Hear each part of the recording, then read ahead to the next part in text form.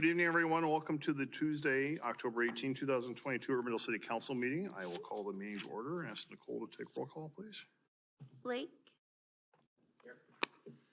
Montgomery? Here. Kroll? Here. McBurney? Here. Obrecht? Here. Thank you. All right, please stand as you're able for the Pledge of Allegiance.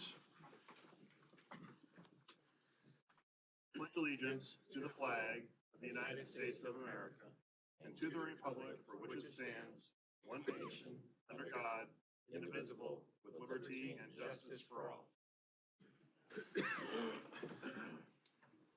Urbandale is a national leader in character counts, endeavoring at all times to promote and model the principles of trustworthiness, respect, responsibility, fairness, caring, and citizenship. In conducting tonight's meeting, we expect that all participants will act in a respectful manner consistent with these principles.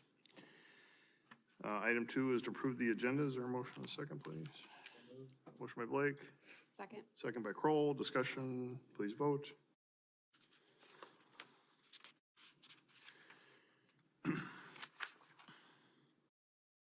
Nicole, am I logged in? Okay, because the agenda is actually not coming up And oh, I apologize. I skipped that step to check. on your my page. upcoming agendas. Ooh, that's bad. That's when I text Nicole in the middle of the night. And I am not getting. I will No, nobody's take a logged in. voice vote for this and I can help get those fixed here. Yeah, I have great. Uh, I Kirby Montgomery I, and Kroll, was it I? Thank you. All right, so before we move forward, I apologize. I will. okay, it's, try it again. Bridget needed to just sign outside of it. I was already no, I showing. didn't sign out. I just shut down. okay, are we? Yes, I have Kroll. I have I've been on, it's just not. And yes, we are a green check. have everybody Sorry on about that. Yes. Thank you. All right. Item 3 is citizens forum. This is the opportunity to address the council on something not a part of tonight's agenda. Would anyone like to address the council at this time? Okay, seeing none, we will move on. Item 4 is the adoption of the minutes, first from the October 6th council meeting. So moved? Motion by Kroll. Second. Second by McBurney. Discussion, please vote.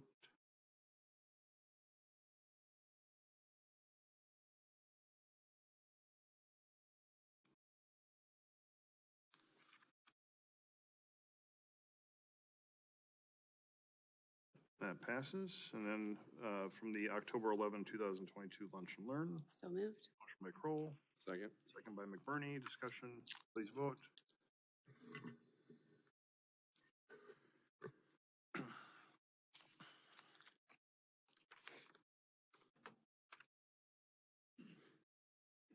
That passes. Item 5 is the consent agenda. There are 16 items for approval on that. Motion by Blake, Second? second by McBurney. Discussion, please vote.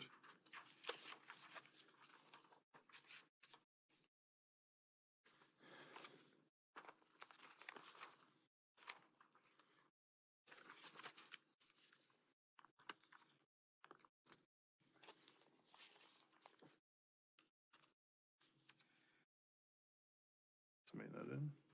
Councilmember Blake. Oh, there he comes through. Just- Okay, that passes. All right, we'll move on then to public hearings. We have one public hearing. Item 6.1 is a public hearing and consideration of the bids for the Parks Maintenance Facility repurposing. The public notice for this was published in the September 30, 2022 Des Moines Register. Ask for any objections to that notice is published. There were none. Ask for a motion and a second to open the public hearing. Motion by Blake, Second. second by McBurney. Discussion, please vote.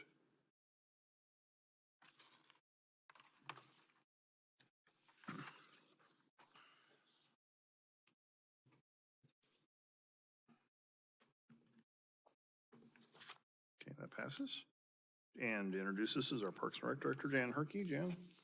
Mr. Mayor, members of the council, before you tonight, we have bids for the repurposing of the park maintenance building. If you recall, the parks operations moved from the current, or the the site just south of City Hall here to the new Parks and Public Works building.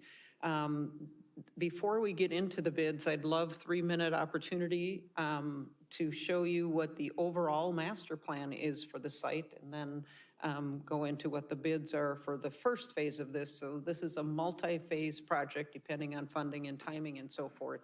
But some of you may be receiving questions about it, and we're going to be sharing this at the community open house for the community recreation project of sharing what things are proposed for future opportunities on the east side of Urbandale.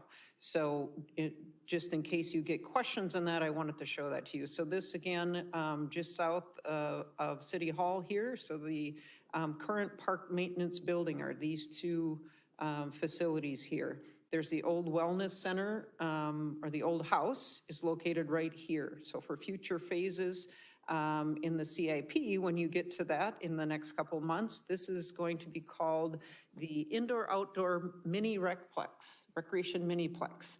And opportunities as we're proposing the community recreation facility on the west side of Urbandale, there's a continued need to balance those recreation needs. And I know a number of you had said as well as what's going to be recreation opportunities on the east side.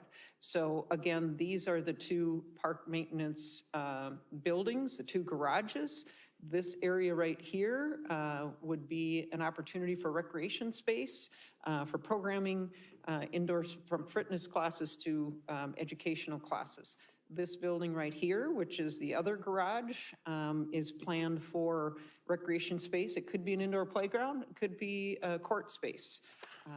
And on this side here is a splash pad. So a 2-tiered splash pad using the terrain that we have and the topography and different rentable picnic shaded cabanas or shade structures. We've been learning, we've gone to a number of different facilities for the researching what's popular and trending for community rec complexes, and becoming very popular is artificial turfed area for rec programs, outdoor yoga, learning initial skills for soccer and different sports, so very popular as well. Also here is the opportunity for mini golf and adding of the parking. So first phase that's proposed tonight does not need new parking, so we won't be doing anything with the current old building, the old house, that's the wellness facility, because internally it'll just be staff over there for the Parks and Rec office. Any future phase, which again will be introduced during the CIP process, would kick in where we do need, once you introduce the public for programming at the building, then it would require the parking lot. This is our highest used trail in our 53-acre or mile trail system, is along Colby Woods here. So right along Colby Woods, obviously access for public transportation right within our civic plaza area. So excited to share that with you. Hopefully somebody will win the lottery and just love to do this all at once. So it will be introduced in $700,000 increments in the CIP. And I just was very excited for the master plan. So wanted to share that with you, and certainly you'll have that information after tonight as well. So these are, again, phase 2. So what I just described of this is one garage area, this is another garage area. So before you tonight are bids for repurposing the current area on the corner here for the Parks and Recreation administrative offices. So we would just be adding 2 private offices, indoor cubicles, a small break room, and the current footprint that we have would remain for this whole building. And the bids that we received, we had 10 firms that bid, which was very encouraging. And the bids that came in, the low bid was from Monroe Construction Company, $722,900. And that was again for the reconstruction of the existing interior office space to provide that private and open space area, also to upgrade some of the electrical systems and the new HVAC system.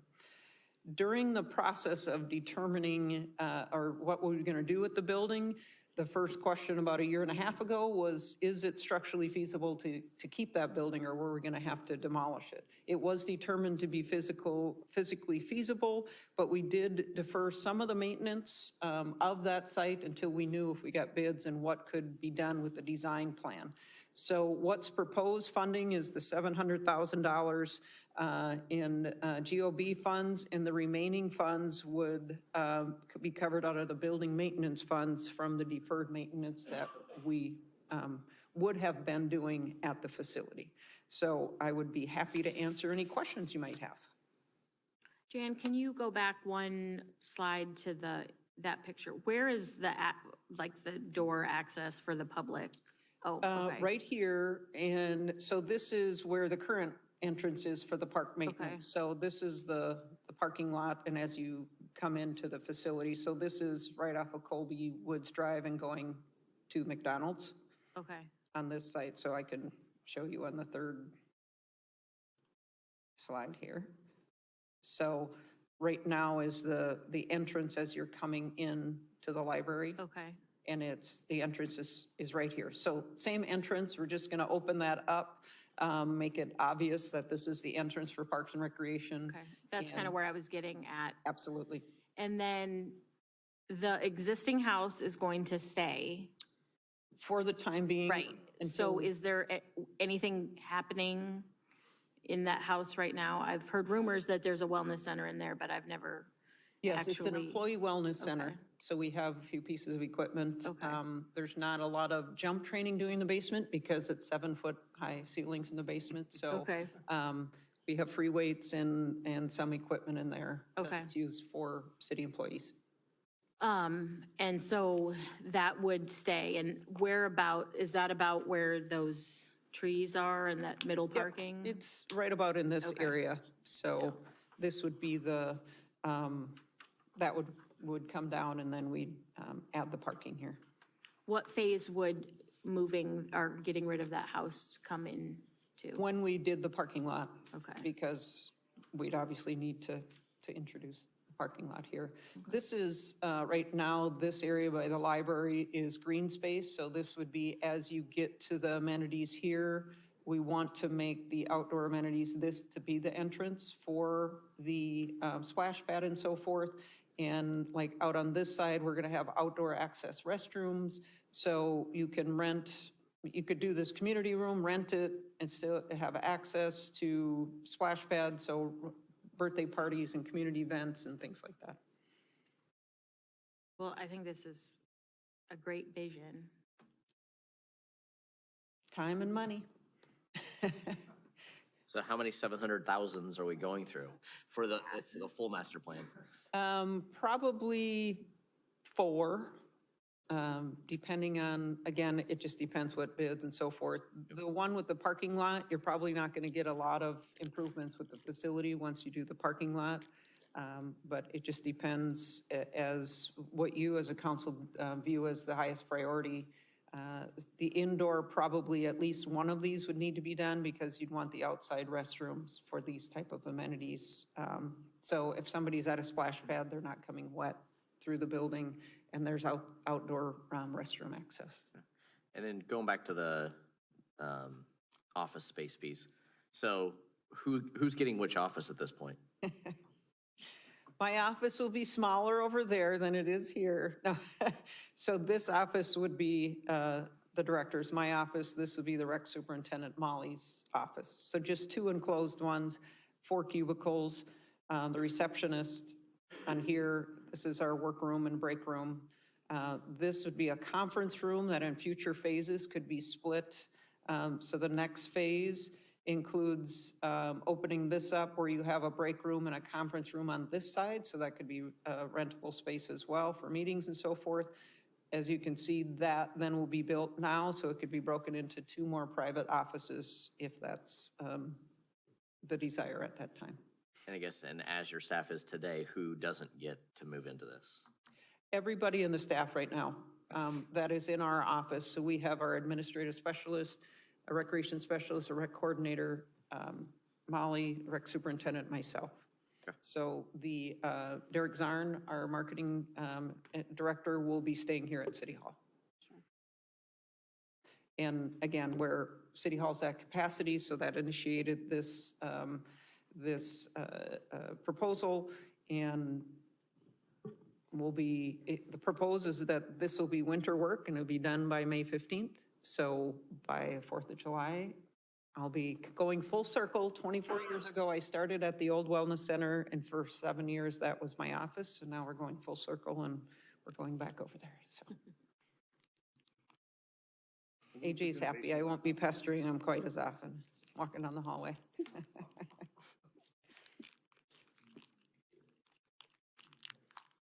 All right, thank you, Jan. Any questions, any further questions at this point for Jan on this?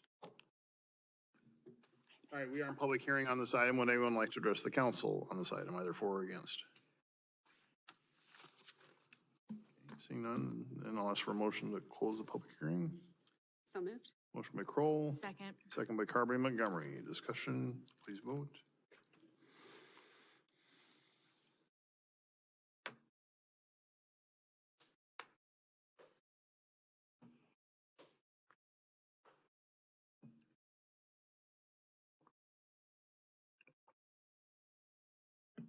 All right, that passes. We have 3 items for consideration. Move to approve resolution 252-2022. Motion by Kroll. Second by Blake. Discussion, please vote. Sorry, I got it. Quit picking on me.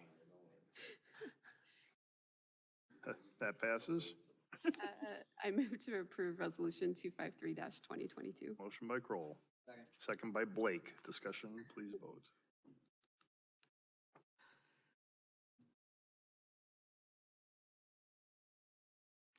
And motion to, Wait a minute. sorry, There you go, that passes.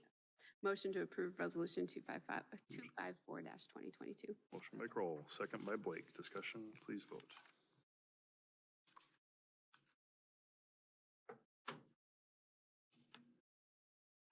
All right, that item passes. That takes us to item 7, to establish new public hearings. Item 7.1 is to establish a public hearing for the sidewalk easement vacation for the Gulfview Estates Plat 1 and Quail Ridge Plat 1. Questions over Steve? Yep, this establishes November 1 for this. Does Steve want to answer any questions if there are? Not, is there a motion? Move to approve council letter 7236. A motion by Kroll. Second by Blake. Discussion, please vote.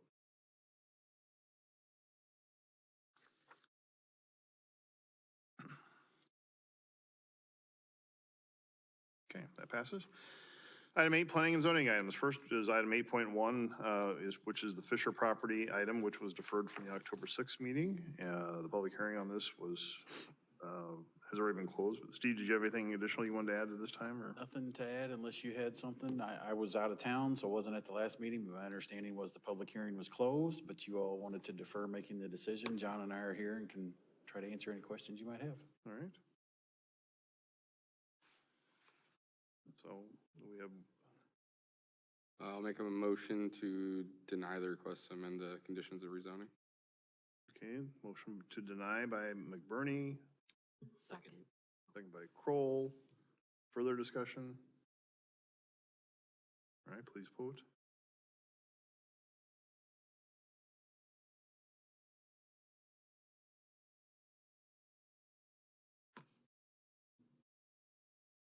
Okay, that item has been denied. Item 8.2 is to consider the Bentley Ridge Plat 1 final plat on 170th Street and Plum Drive. Steve?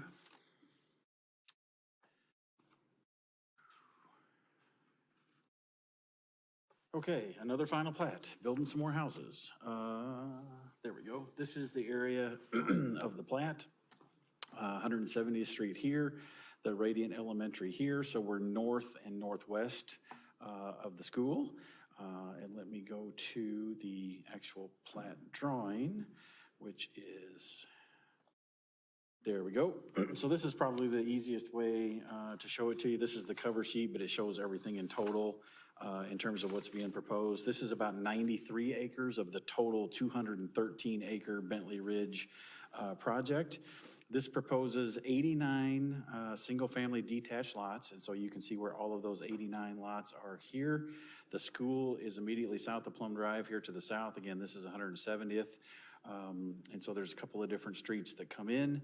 Again, a total of 89 different lots, and it's a mixture per the PUD master plan of 60-foot and 70-foot wide lots. Planning and Zoning Commission does recommend approval, subject to items noted, and would be happy to answer any questions. All right, thank you, Steve. Any questions for Steve on this item? I've got a couple of questions. Okay. Access to the elementary school, pedestrian access. Where's that gonna be? Let me.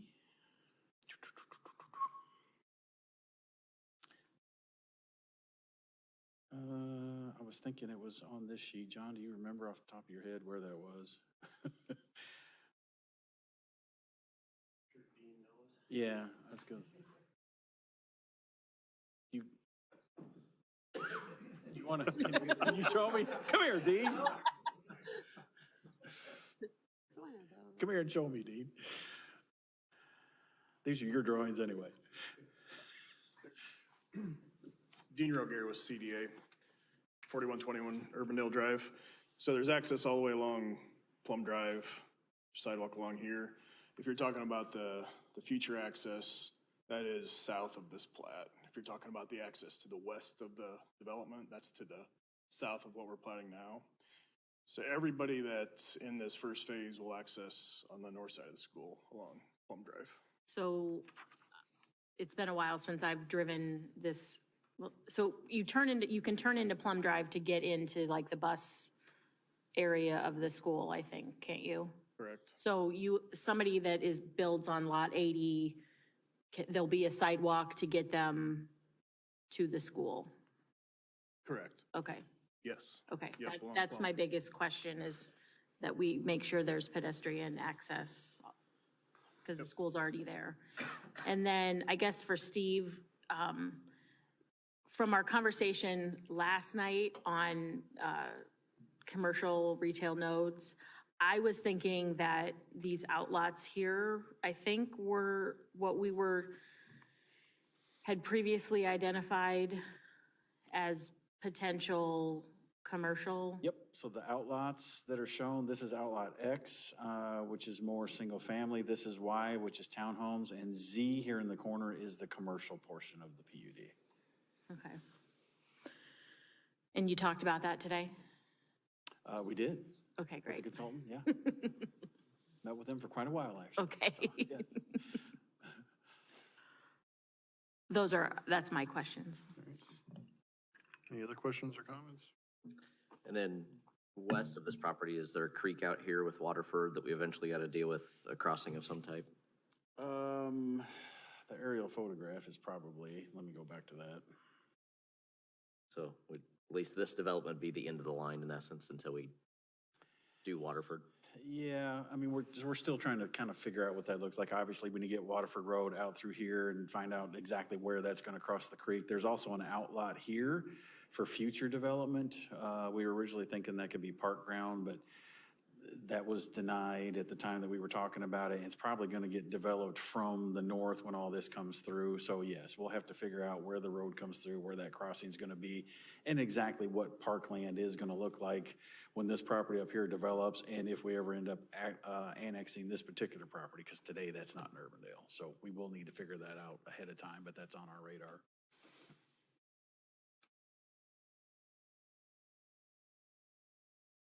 Is that land in Dallas County then, or? Yes.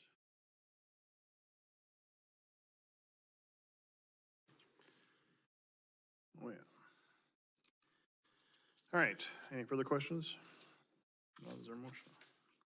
Approval council letter 7237. Motion by Blake. Second by McBurney. Discussion, please vote.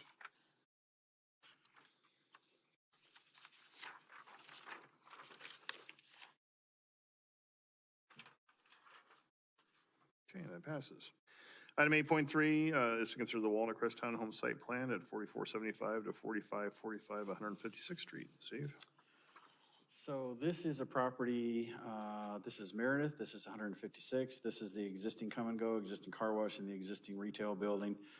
Originally, when this PUD was first approved back in 2002, I think it was, this was all going to be retail. There's been a desire to put some additional housing there. You might recall that there was an amendment done several years ago to have this be 3 24-unit apartment buildings so that there would be 72 units in there. That never came to fruition.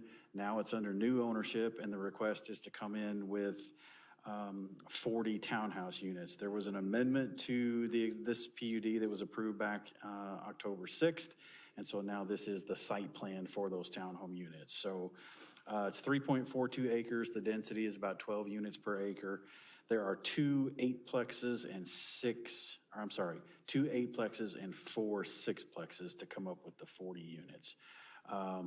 There's an access that comes in here, south of the retail building, so that would be right there, comes into the property, some parking spaces for visitors, and then there is access through the parcel to the north to be able to come out here to get to Meredith as well, driveways, and then those additional parking spaces, and then there is a turnaround at the south end for fire trucks and that type of thing to be able to work for the turnaround. So these are 3-story units. They're very similar to what's existing to the east and to the south. To the south, there are 3 stories in the middle, and then there are single stories on each end, and then all of these are 3-story units with the garage on the ground floor and then the 2 floors of living space above it. So very similar type of product to that. So Planning and Zoning Commission does recommend approval, subject to items noted. Eric Cannon is here with Snyder and Associates, and I think wanted to mention one thing to you.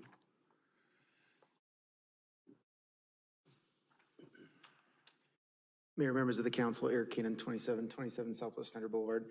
Appreciate your guys' consideration on this tonight. There are a couple of items we just wanted to kind of review with you. We have talked with staff.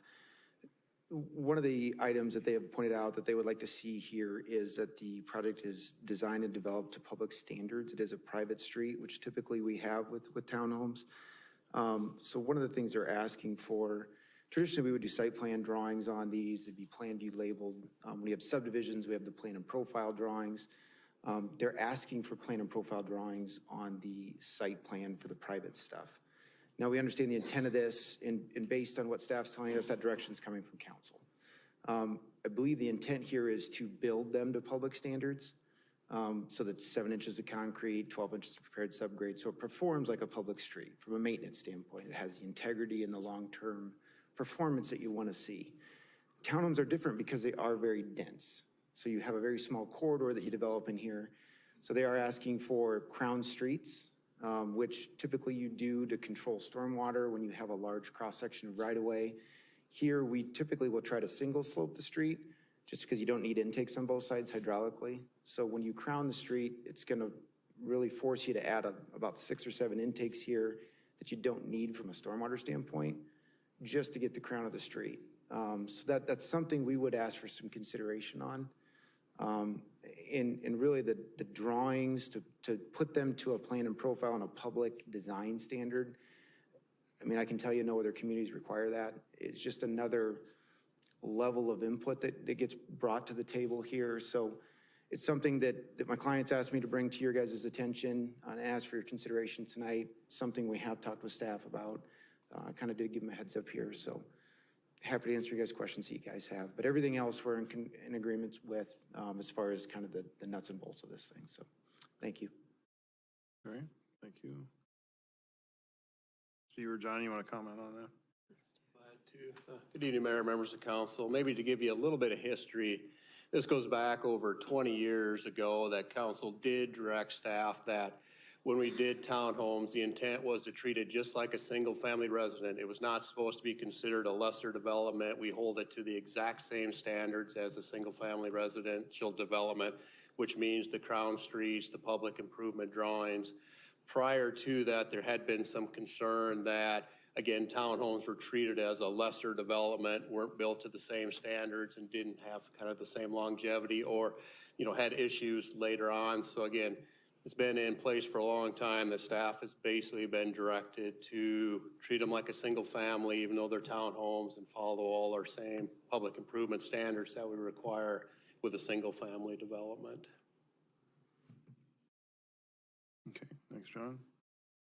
What's the last townhome development, like the Caliper ones on 142nd? That's one recently, So correct? did they do Correct, yep. what we, Yep, they do, everything's been done, that I can't think of another time that we did not follow our standards in the almost 20 years that I've been here. And our standards are stricter than what is being requested. Correct, there's a little different design, correct.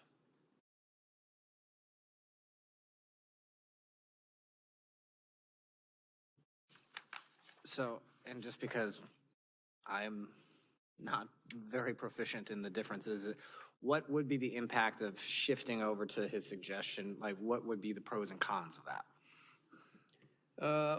Again, as they were saying, there would be some more intakes, which I guess could be considered the con. The way we look at it, though, again, all I can say is the direction's been to keep them the same as the single family. All single family has the crown street, so you have the intakes on each side, which does result in less ponding on the street. Yeah, again, this is not a change in our policy. We've had this, Correct. as far as I can remember, we've had that policy. Yeah, I mean, I guess for me, I'd rather keep it like every other street in Urbandale. I don't think we need to make an exception on something like this. I mean, I still wish it was apartments and we had 72 units versus 40 going in for density standpoint. So feel like we're already making a move away from what we want there. So making a second move away from it isn't something I'm looking to do tonight. Particularly when we already have stormwater issues just south of this area too. Yeah, I was gonna bring up that same point that we already have stormwater issues over in that area. In particular, I'd be concerned about that. I don't know the difference between sloped and crowned, I'll be honest, but just thinking about it from the perspective of if we do have ponding, the most logical place for it to go, from my perspective, is right into the businesses to the west, right? If we have ponding on the streets, it's gonna go somewhere, right? So I wouldn't wanna see them being impacted. And speaking of which, Steve, have we had any concerns from any of the businesses to the west of having this type of residential here? No? Not Okay. that I have heard, no. Okay. Steve, would it have been in there, I mean, like, there's a dentist's office that these people are gonna drive like right by, you know, so, to get to access, I mean, would that have been in their lease or I mean, or is this gonna, I mean, obviously, probably a third party owns that building. Right, yeah, when And, Chris Dawson was involved with this, with terrace development, he did this building, and the discussions with staff was always that this would come through to whatever was gonna be back here, and at that point, we thought it was gonna be the apartment building, so, don't know to what extent that was conveyed to tenants that might be in there, but, you know, if you look at the aerial photograph and see how it is, it's gonna connect to something, so I would not think this would be a surprise to them, but I really don't know what they were told and what they weren't told. And we would have required, as part of this, I mean, there's an ingress egress easement that's got to be in there. Correct. so. Right. Yeah, Okay. and that was one of the main factors why we wanted to make sure we had this access to the north too, because we don't want everybody to come in from this direction. Yeah. We want to be able to get out the other direction as well. Right. So, yep. And we asked this on the last private street one as well, I guess. With the street signs that are in this area, will there be some sort of identifier that the street is private? So if it's 155th Street with a private or something underneath it, so Yeah, they we'll know? continue doing the same process that we do now with private streets. It'll be exactly the same thing. I mean, it still won't prevent somebody from calling the city, but Right. might try. Yeah. All right. Any further comments or questions? Ask for a motion. Motion to approve council letter 7238. Motion by McBurney, second by Blake. Discussion, please vote.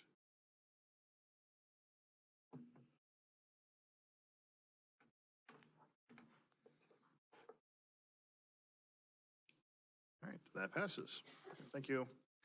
Item 9, regular agenda items. First is item 9.1 is to consider the purchase of the cardiac monitor and defibrillator. And Chief Holt will answer any questions if there are.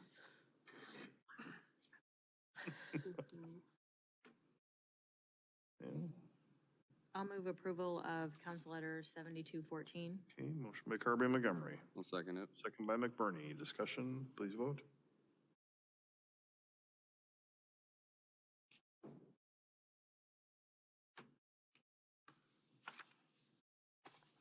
All right, that passes. Item 9.2 is to consider the employee benefits, insurance benefits renewal for 2023, and our HR Director, Aaron Freeman, do you have anything to present, Aaron, or does any questions? Anybody have any questions for Aaron? Motion to approve. Well, got Oh, one. Okay. Long-term disability. I did. So we asked about it last year, increasing it. Looks like we got from 50 to 60 this time. We did, Okay. yes. And the monthly maximum that somebody can have? That's the same at 12,000. Okay. So that hasn't increased. And then the retirement age is just whatever is deemed the normal retirement age by Social Security. Thank you. Yep. Thank you. It's a good recommendation. All right. Do you move that then, Adam? Sure. Motion to approve Council Letter 7228. Okay, motion by Obrecht, Second. second by Kroll. Discussion, please vote.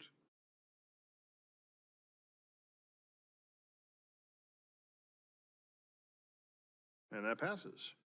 Item 9.3 is consider the McDevitt Grove Cemetery Regulations Amendment. Jan? Before you tonight is a proposal to amend McDevitt Grove Cemetery regulations. This is based on concerns brought forward to you from a resident at a recent council meeting in regards to activities of dogs in the park and urinating on plots and headstones and so forth. So what is recommended for the amendment is to prohibit dogs on cemetery grounds except if they are service dogs. So we have permanent signs at the park. If this is approved, we would put up temporary signs until the permanent signs can be adjusted. Be happy to answer any question.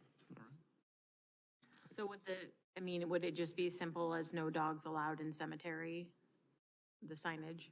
Essentially, what it says is dogs are prohibited on cemetery grounds except for service dogs. Okay. It's just an oddball of, is there any other pet we should be worried about? We're focusing on dogs, but Yeah. we This seem is to have had a lot of very- other pet discussions, so. It's a No bees? very unusual situation. Certainly understand the situation. I would anticipate people walk their dogs in the cemetery, so right now, we had thought that as well, but I think dogs would likely be the culprits. I laugh, but I do know people that walk their cats, so I'm not one of them. I mean, but potbelly pigs used to be a thing. yes, So, yes. We'll get Rob Johansson to enforce that one. so I just didn't know if we need to be more inclusive of just pets in cemetery versus, and then there's a whole line of jokes on Pet Cemetery, but yeah. I'll let Matt pull the dad jokes on that one, so.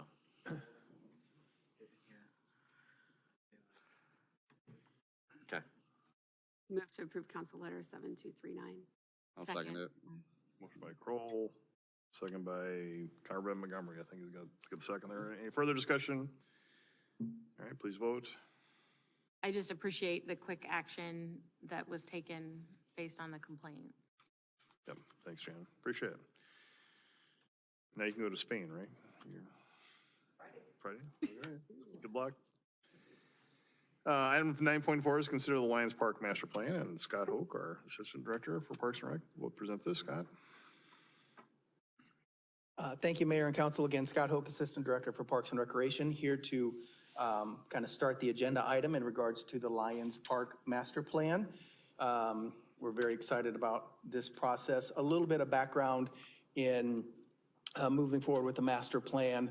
Back in 2018, when our comprehensive master plan was done for the park system, it identified several things that we could work on. One of those was to do a master plan for Lions Park. Lions Park is an extremely busy park, obviously. It's the kind of the core for our 4th of July celebration. It services a large neighborhood. It also has a high school on one side and elementary on the other. We do a lot of our programming there in the summer, so obviously a busy park. And at that time, it identified several things that we could look at within the master plan that we should probably identify.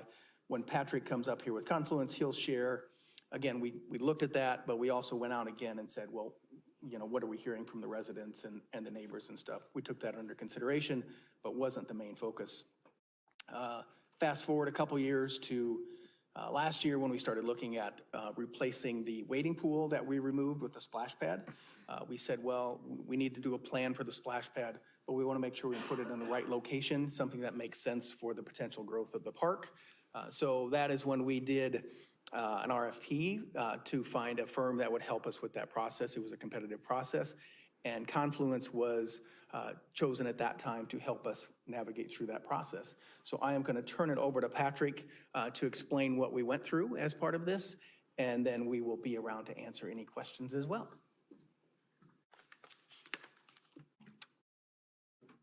Thank you, Scott. Mayor, members of council, Patrick Alford with Confluence, Des Moines. So Scott gave good background on how we got here. What I'd like to share with you this evening with as much brevity as possible is kind of the process that we undertook to get to a completed master plan.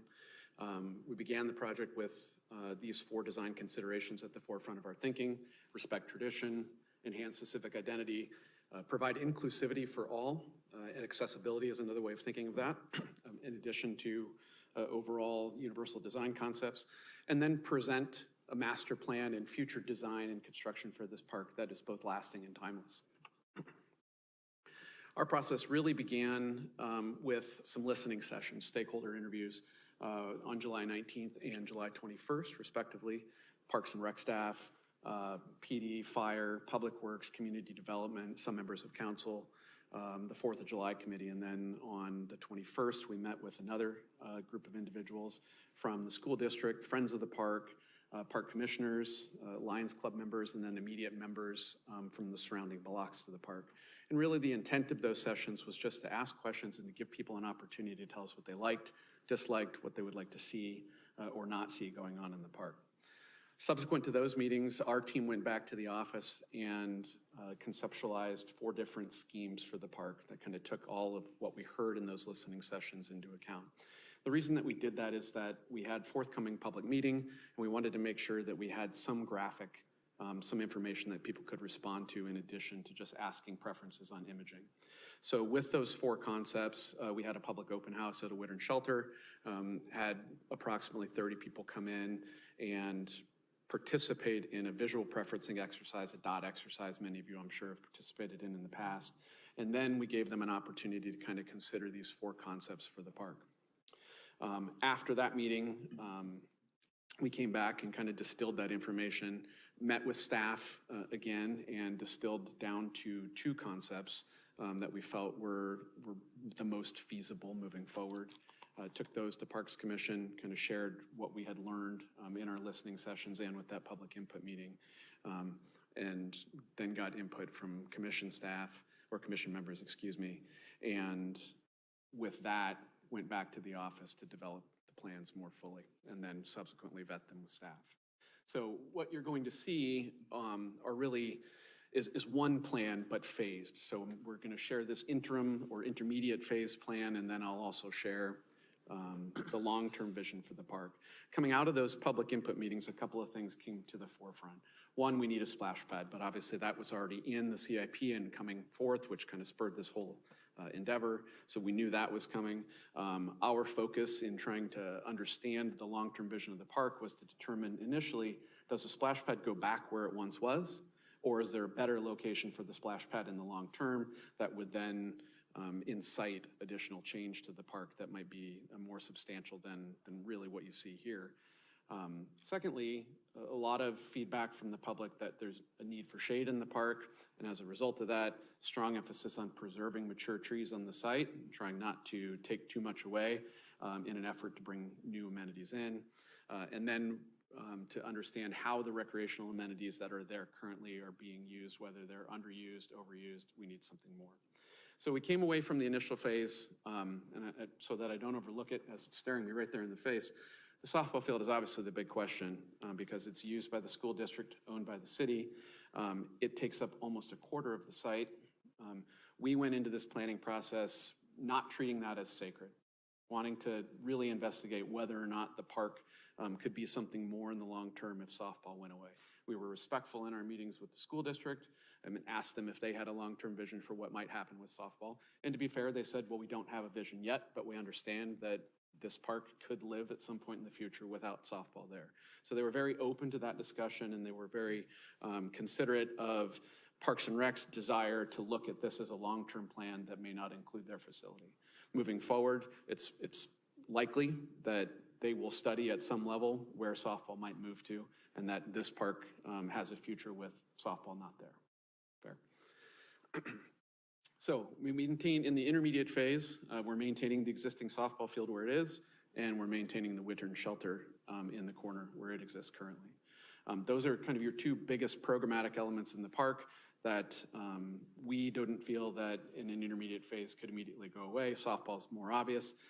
Why it's not going anywhere, because the school district doesn't have a place for it, but the shelter could be redeveloped in another location in the park and improved. We know that that building needs some help, that it is one of the most, if not the most rented shelter within the system because it's affordable and it's centrally located. So it's not something that we can take offline because we don't have any other place to put those renters. So it's still here in this intermediate phase. I talked about healthy trees. The splash pad's going in more or less right where it was in a very similar size footprint to what was there previously. But this plan looks at adding pickleball, which is highly desired throughout the community. But we wanted to do so in a way that also preserved at least one tennis court in this location.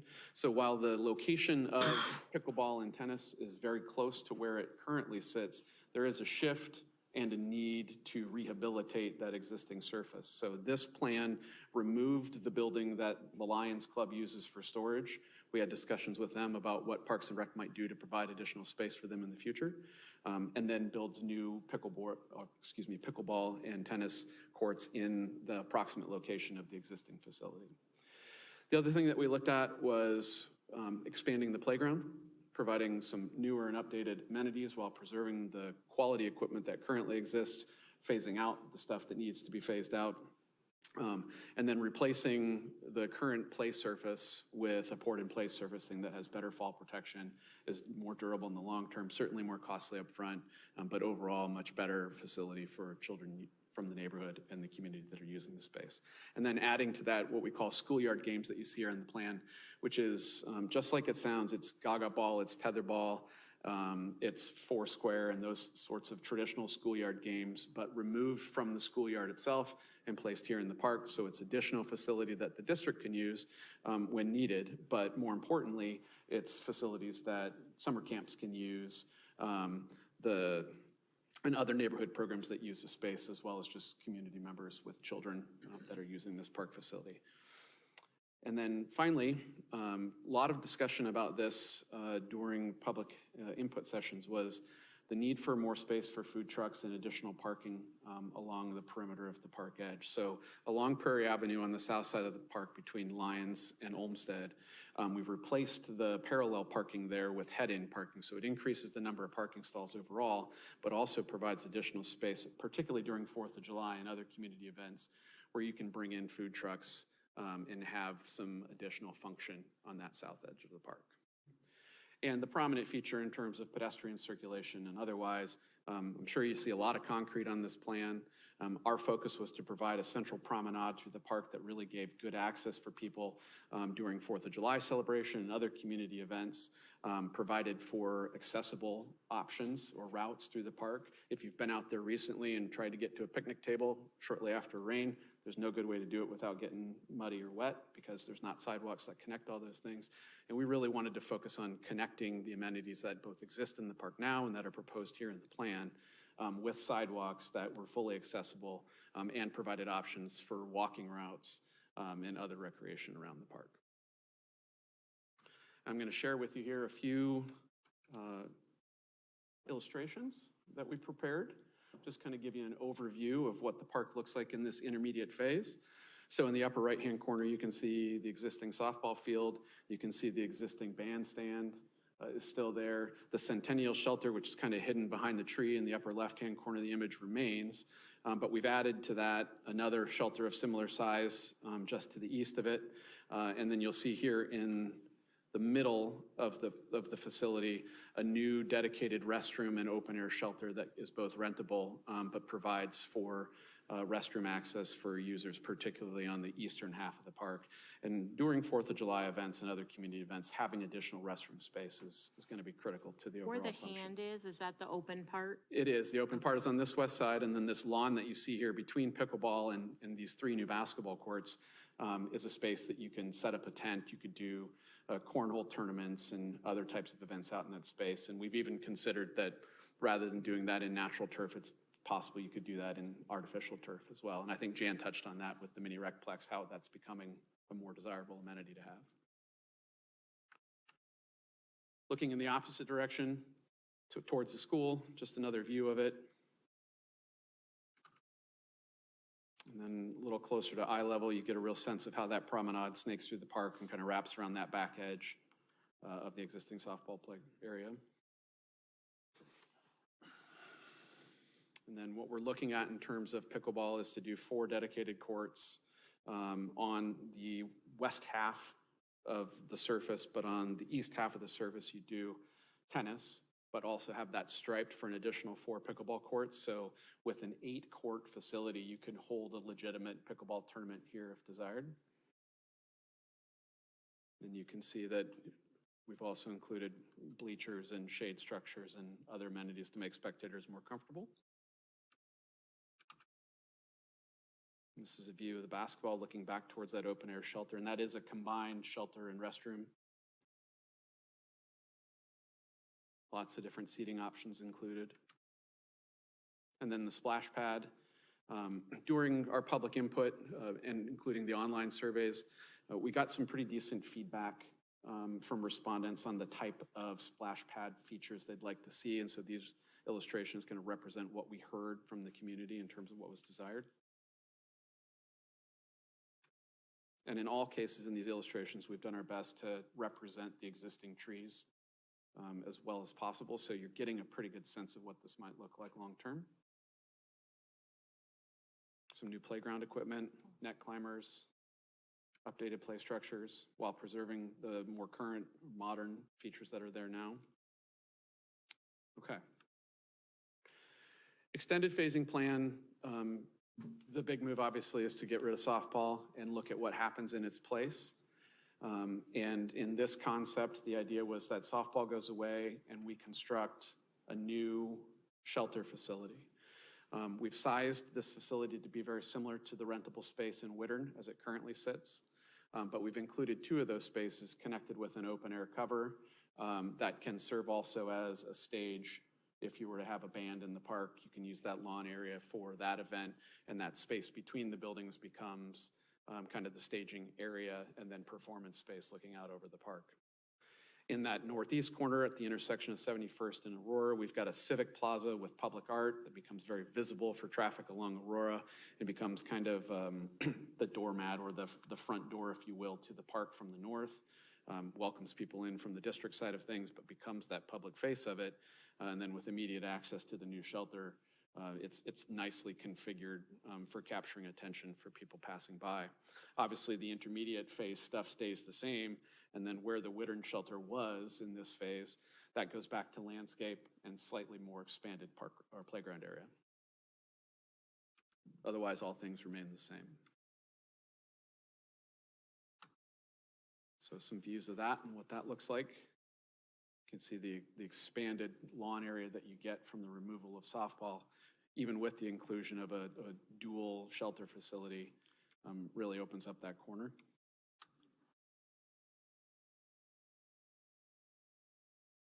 And really takes Lions Park as it exists today and brings it forward into really a signature public facility here in the community. Is it okay if I ask a question? Absolutely, now is the time, by all means. So I guess I've got a couple of 4th of July board members here to my right, but so the biggest thing that I see, I mean, this is amazing, but the area that we've been putting the beverage garden and band for the 4th of July festivities seems to be cut with the addition of another open air shelter. So where would you put that function of the 4th of July festivities in this new plan? Sure, I'm going to go back to the plan view here so you can get a better view of it. Hopefully this one will help. So irrespective of softball still being kind of in the picture here, we do imagine still that the open lawn just to the south of that proposed open air shelter is still the location for that. And maybe if it's helpful, I'll go all the way back to the intermediate plan so we're not looking at, and that we're gonna leverage that space as best as we can for that use. Knowing that, you know, here in the near term, so over the next couple of years of 4th of July, we don't have the central promenade in here yet. The splash pad is the first project to come online in 2023. So for the next couple of years, you won't have that shelter really as an impact. Over the long term, and when you get to this phase in the plan where all of what you see here is actually constructed, you do have a slightly diminished space in terms of putting in that shell. But to address that, our hope is that as a part of this, we can improve the existing bandstand to a degree that it's got a little higher roof on it, maybe opens up a little bit more to this park, because we have taken a lot of the vegetation, or proposing taking a lot of vegetation from around that bandstand, and maybe that becomes the facility that the band sets up on for those events, in which case you've opened up a bit more lawn and exposure and better views to it. I will say the thing that I'm more worried about when it comes to 4th of July, and just as an aside, I mean, I think the intention of what this park will look like at the end, I think is the more important issue versus what the 4th of July, because I think and this is a former president of the 4th of July celebration, I think we can learn to adapt on the 4th of July. But the issue I would see is more taking away from the pickleball lawn and the half courts, is that's where our carnival rides go. Yep. And that's in the intermediate phase would be difficult for that aspect of it.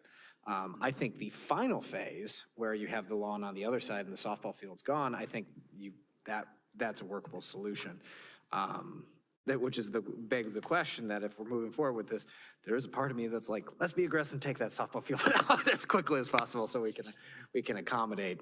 But I think the 4th of July celebration will adapt. We will figure it out. But I think this is an extremely, and just to put it simply, a really cool idea for what this space could be, and I really look forward to the vision and implementing it. Thank you. If I may, to address your concern regarding particularly the carnival rides during the 4th of July event, our thinking in the way that we developed the program for pickleball and that open lawn and those half courts was such that those surfaces are adaptable and you can set rides up on them with appropriate protection.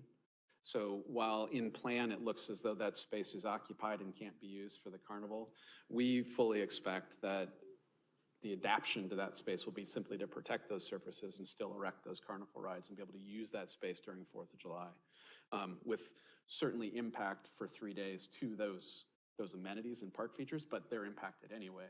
So after 4th of July event is over, you take the protection off of that surface, whether it's mats or what have you, put the goals back up, put the nets back up, and you've got fully functioning facility, but that worked really well for you during 4th of July. I don't know if this is necessarily a question for you or for Jan, but what time frame are we looking between the initial phasing and the final phasing? For Scott. I do have a slide on budgeting. Because I'm primarily asking from the perspective of the school district to give them ample opportunity to, because I know that was a concern that was raised to me on a few different occasions. Again, the layout in regards to the budget, similar to the Miniplex, right? It's all about funding and available resources to make those phases happen. We would anticipate, though, that the moving of the Lions shelter is probably at a bond referendum level. So is that 5 years out, 10 years out? It's probably out there a ways in regards to doing that. So if your question specifically about softball, about giving them enough time to let them find a spot and make it happen, because we want to be a good neighbor, right? We don't want to throw a havoc. Now, again, they've been there a long time too, so there'll, be some questions, I'm sure. But again, it's set up into the initial phases, probably 3 phases of about the $700,000 limit to make those happen. And we've kind of have to stagger them out to make some other things happen as well too.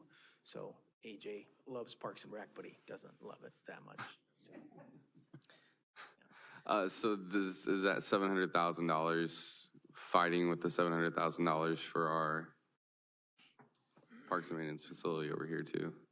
Yes, that's what, as we go through the CIP, we'll be looking to prioritize.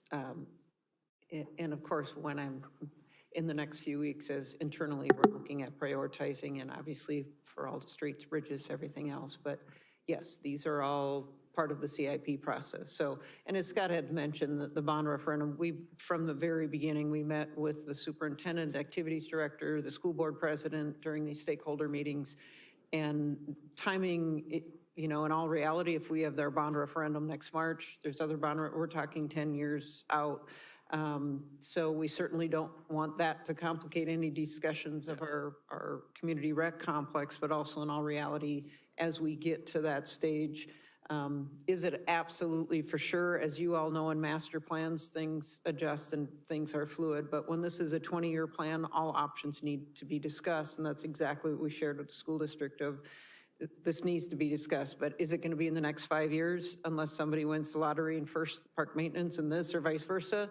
We're hoping that phase 1, that we're going to, the splash pad for next year is planned, but then that phase 2, essentially there's not going to be a significant impact on what we currently have at the park. It's removing the current tennis courts and putting in the new pickleball and tennis courts where that practice field, the old dirt field that is not used at all or very little from the softball would be where the basketball courts would be.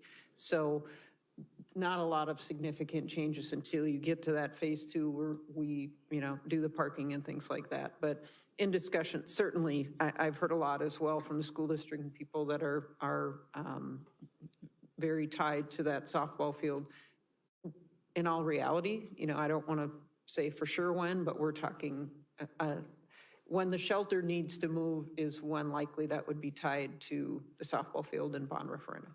Yeah, just getting ahead of the inevitable, I heard you guys are getting rid of the softball field next year questions that I'll get down the road. So. Actually, I am gone next Monday, but Scott will be attending the school board meeting. The superintendent asked to attend the school board meeting just to share what's planned as well as just what we just described. This isn't something, we're going to work with the school district and there'll be lead time on that. We'll give them more than a 30-day notice. That's good. And certainly, as you know, we've worked collaboratively with the tennis courts, the softball, so we'll continue to partner with the schools. We've had,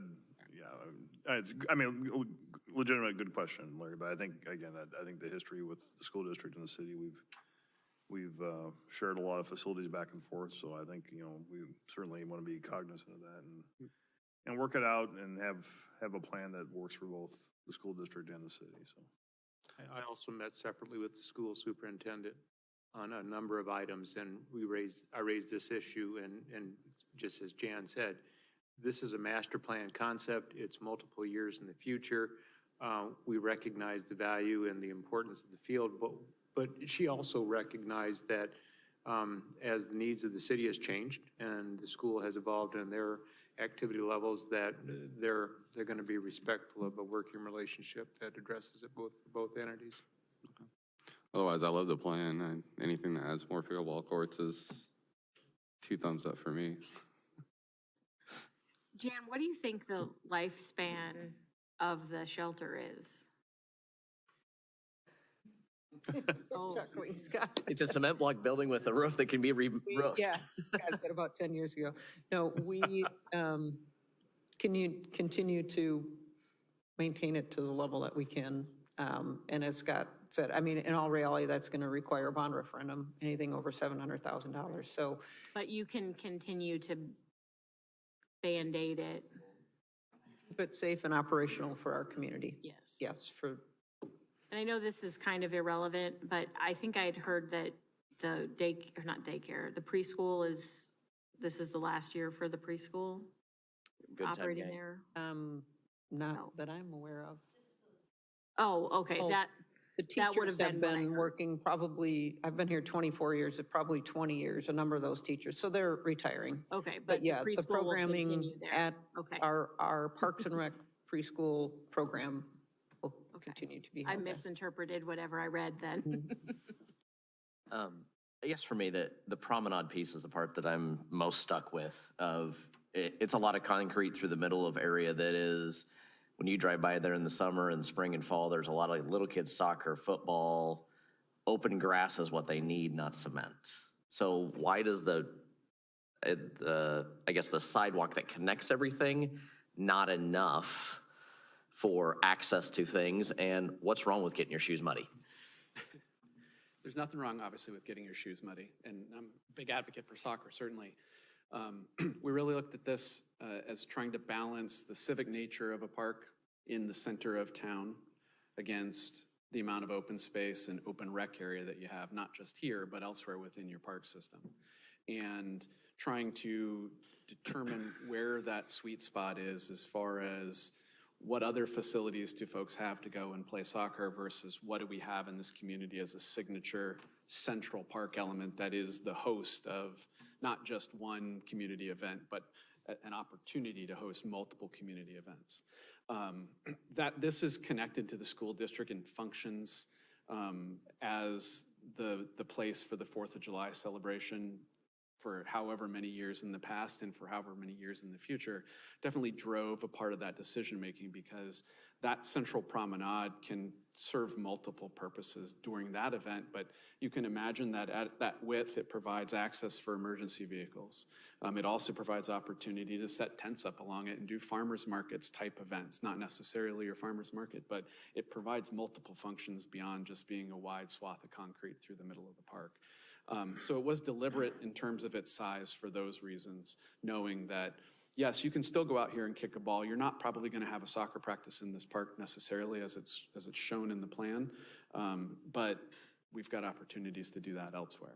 So that was I would question that, because every open space known to man is used by our 2 different soccer programs. It is. I don't disagree with that either. But again, it's not about us providing a space necessarily for practice, but for just that casual pickup game. Yeah. Right, and I guess it's more about the phasing. I mean, to me, the promenade until the softball field, something happens there. I'm just not sure the promenade fits at this point. Sure. So maybe it's a phasing thing of, it's a lot of concrete to the middle where we don't have open space use until other things move. So I don't know if that's something we could change in this of staging wise, that promenade doesn't happen till later. Yep. And we don't have the phasing all worked through because, again, these are big chunks and how it flows in. The addition of the turf area where that old practice field is too, we hope will be a much more usable space. It's used a little bit now. When you go down, there's groups that might set up a volleyball court and kind of. A flag football isn't going to happen in that small space.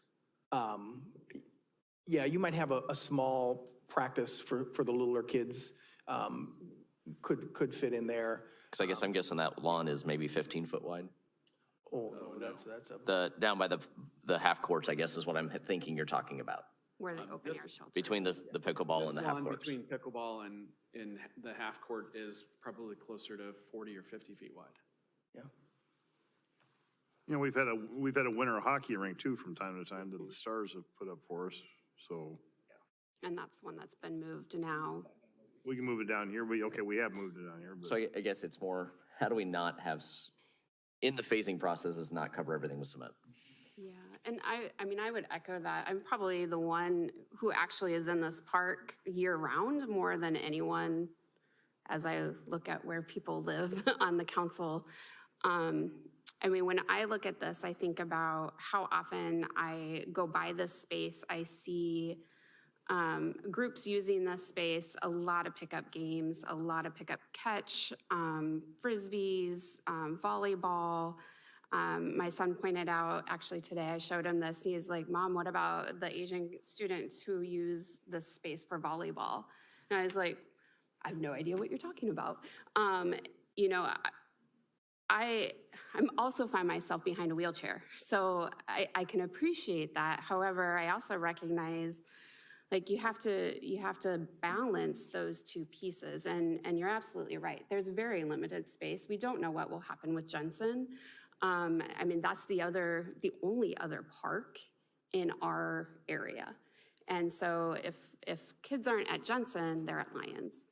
So from that perspective, the more we can maintain that green space, because frankly, I worry more about kids bouncing off the walls than I do my mother bouncing off the walls.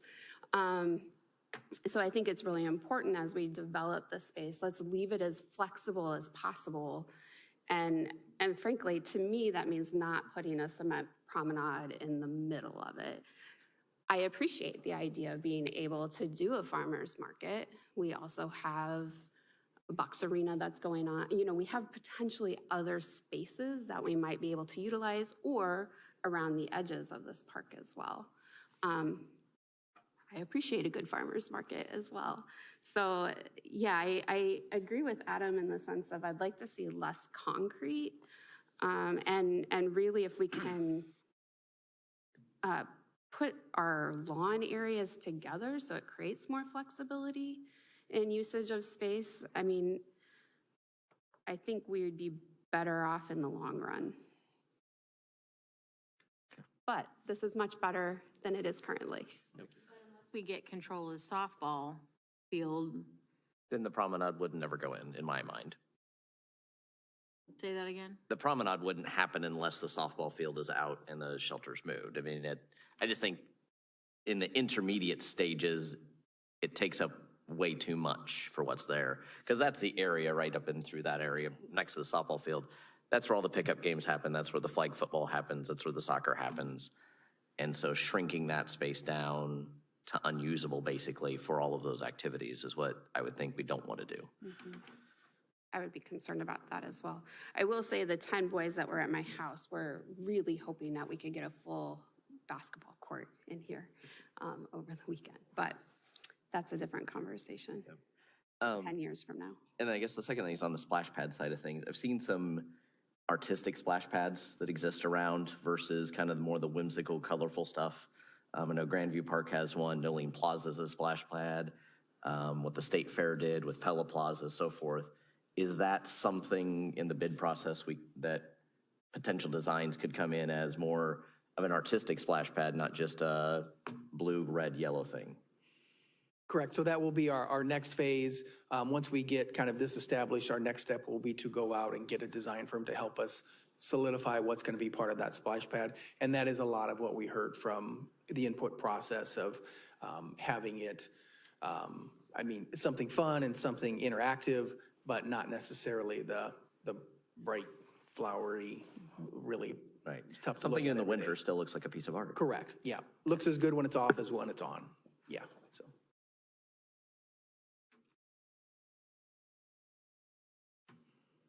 Any other questions? I'd be curious, was there any outreach or did we have any participation by high school students? I mean, we probably had elementary age parents because of the splash pad. I could see that being a super big draw. I can recall specifically one parent that was at the public meeting who talked at length about her children and how they had aged through the park and had transitioned from the play features that are there into using the basketball and tennis courts. So it's one person that I can recall specifically, but in terms of online engagement, I don't know that we had a way of tracking the age range of respondents. I would think the high school students who are right there, I mean, they use this park all the time, might be a little late to the game, but worth engaging at some point. How I address that one. With the conversations with the school district, the students that are using the park, that are congregating in the park, may not be using the park in the same way that we would hope that they're using. Well, for example, I know of 10 students who use the park regularly in appropriate manners. Yeah. Okay. I mean, Open lunch, Yes. students are using it in an appropriate way, Right. yes. I don't think today it was used in an appropriate way. Today was not the day for that. And of course, the first question I had was, did you know this person involved? I have no idea what it was, Mom. Good, good. All right. Well, thank you. Well, thank you. So I know we've had a lot of discussion on this. Can we, I guess, table this for the amendments as we, I don't know, if there were amendments that we're kind of talking about through this, did you feel like we really changed anything in the discussions tonight from an approval standpoint? I think the only thing we would probably look at is the phasing. I think the question of the promenade going through and the timing of when that would happen, I think is probably the biggest question. And again, all of that will come before you as part of the CIP process, right? When we introduce things, then those will all be listed out at that time. So as a plan at the whole, if we said, well, in the initial phase, before softball is removed, we wouldn't look at that promenade. But again, that would all come before you as part of the CIP process of when we would do those things, because that sidewalk's not going to be cheap, so. So tonight, we're more approving the final, not the stagings, in other words. in your Correct. We mind. do the staging through the CIP process. Okay. And I heard that this is likely to change anyway as we move forward. Yeah, anything, the master plan gives us an idea of where we want to go, right? So we put the splash pad in the right place as bigger pictures, but as smaller pieces, we would make adjustments as we go. 10 years from now, we might look at it and say, this is a need that we might have to fit in there, and we always look to make adjustments, but it does give us an idea, staff moving forward on what we might want to do. We know we can start planting some trees now based on this and get them established and get them going. So we would look at all that as we go forward, so. I think a pool would go really great where this softball field is. Jeez. But who would have thought 10 years ago that we'd be adding pickleball courts in? So, I mean, who knows 10 years from now what the services will be. Right. And the challenge I think the school district has, if they want to have a softball field anywhere near the high school, it means taking out parking. Well, we took out a. So it'll take more square footage than what was taken out. So, which will put parking pressure more around this even more, so. Or we'll push them to Townsend Field, which will eliminate. Yeah, I mean, and so this district, the school district's going to be in a tough spot because their physical space does not, they really can't put a softball field at the high school probably is what they're going to struggle with. No, there's no space for that. All right. Okay. Good discussion. I'll move approval, council letter 7226. Okay, motion by Blake. I'll second it. Second by McBurney. Any further discussion? If not, please vote.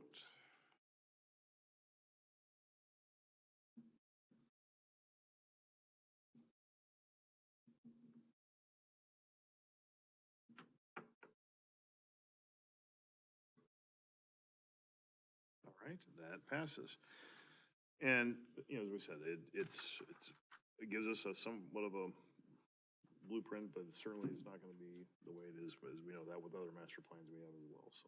Well, but I think what we found with other master plans is there's a community expectation that gets set when you set the master plan. And so we don't want to get too far down that line. All right, thank you. All right, that takes us to the end of our agenda, regular agenda, mayor and council items. Adam? I'm good. Amy? Yeah, I'm good. Of particular interest, however, so my organizational community development class is required to review boards and/or city council structure of government. This has been an assignment that's predated me. What was interesting is I had a lot of really interesting comments and conversation in class about our police department program, how excited they were to see and follow this. And then also we had rave reviews on Robert's Rules of Order and parliamentary procedures. So just thought you'd find that humorous. Well, good. Well, thanks. Bridget? I just wanted to show off my fire department sweatshirt for breast cancer awareness. So I purchased that, I think, last month, and somehow it showed up on my front porch. I think they were unable to reach me or something, so they threw it Don't on know my where to porch. go. But yes, very proud to support our fire department as they raise money and awareness for breast cancer this month. Thank you. Matt? Just as an update, again, I'm the appointed member for the Metro Waste Authority. I have not been going because my predecessor, Ron, is the president, and if I show up, I usurp his power as president because he's the alternative. But his term ends in December, so I will continue that spot moving forward. Just, I want to let you know that I should be going to Metro Waste. It's a monthly meeting, and I should be going next month, will be my first meeting. So just an update on that. So you'll now get Metro Waste Authority updates moving forward. All right. And Ron's been keeping us up to date pretty well too, so. Larry? The only thing I would add is I had my first meeting with Bravo, and that was pretty much a high-level overview of kind of the outline of what it is that they do and some of the different programs that they funded. So I'm more interested to get into the nuts and bolts of some of the programs, and yeah, that's about all I got. Okay, thanks. I just wanted to remind everybody on the Parks and Public Works Facility, open house on Saturday, 10 to noon, right, Jan? So, and Scott, so we'll be there. Community open house for the community recreation complex tomorrow and Thursday Yes, okay, open house for that as well. So- And next week? and next Monday at Walnut Hills. We added another one on the west. And also before the Parks and Rec open house and Public Works, you can go to the Historical Societies having their pancake Oh, breakfast. Oh, that's right. at 9, at what, when? At the historical? Yeah, at the Olmsted House. Yes, I thank- believe that starts at 9. so Yes. Carb up and then go see Big Trucks. I almost forgot about that, so I'm glad you reminded me. Pancake breakfast, that's right. Pancakes, okay. I know. Yeah, It'd be should be nice. beautiful, yeah. Starting at 50 that day. It'll still be got- better than We got today. 45 kids flying at the Yankee Airport that day, so I won't be there Saturday. Fun. All right, with that, I'll ask for a motion and second to adjourn. So moved. Motion by McBurney, second by Carberry Montgomery, all in favor? Aye. Any opposed? All right, we are adjourned. Thank you, everyone.